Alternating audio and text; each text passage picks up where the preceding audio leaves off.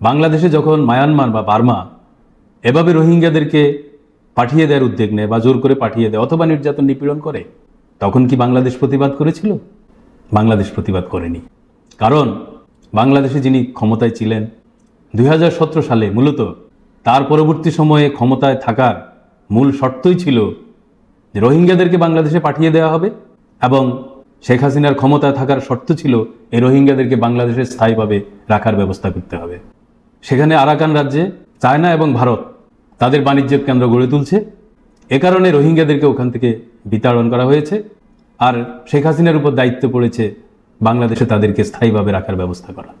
এবং আমরা অবাক হয়ে দেখলাম যে বাংলাদেশের রোহিঙ্গারা আসার পরে ভাষাঞ্চরে আমাদের জনগণের রাজস্বের অর্থে স্থায়ীভাবে থাকার জন্য ব্যবস্থা করা হয়েছে, ভবন তৈরি করা হয়েছে। মূলত শেখ হাসিনার ক্ষমতায় থাকার শর্তই ছিল চায়না এবং ভারত এবং মায়ানমার এরা সম্মিলিতভাবে রোহিঙ্গাদেরকে এখানে পাঠাচ্ছে, আর শেখ হাসিনার দায়িত্ব হচ্ছে এখানে এদের রাখার ব্যবস্থা করা। সেখানে বাণিজ্য করবে চায়না ভারত, আর বাঙালি মুক্ত করবে মায়ানমার। আরাকান রাজ্যকে বাঙালি মুক্ত করার এই পদক্ষেপ মায়ানমার নিয়েছে। এটা প্রচ্ছন্নভাবে সহযোগিতা করেছে চায়না এবং ভারত, এবং আরও বেশি সহযোগিতা করেছে আমাদের তৎকালীন ক্ষমতাসীন শেখ হাসিনা নিজের ক্ষমতায় টিকে থাকার জন্য।